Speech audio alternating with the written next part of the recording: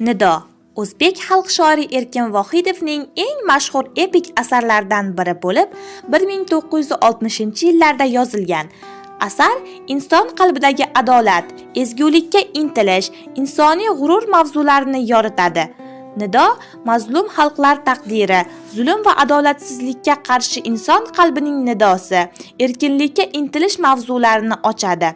Asarda insonning ichki iztiroblari, adolatsizlikka munosabati va uning yengish yo'lidagi ma'naviy quvvatini tasvirlaydi.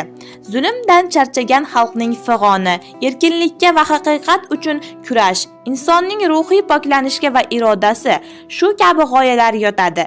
Erkin Vohidov ijodidagi falsafiy lirik ruhni to'la nishonlaydigan asarlardandir. Erkin Vohidov bu dostonga insonni uyg'otuvchi ichki ovozni, nidosini tasvirlaydi. Shu bois asar chuqur ma'naviy va falsafiy ruhga ega.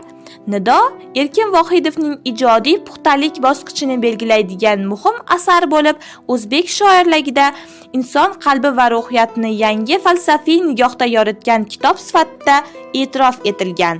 Nido Erkin Vohidov ijodida muhim o'rin egallab, uning qalamga olish mahoratini, lirik tuyg'ulari va falsafiy mushohadalarini namoyon etadi.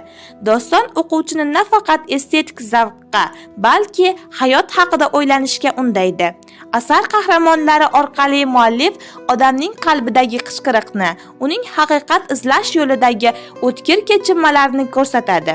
Nido dostoni inson ruhi va jamiyat orasida kurashni aks ettirgan, haqiqat, adolat, ma'naviy mavzularni o'rtaga qo'ygan, o'quvchini o'yga soluvchi falsafiy asardir.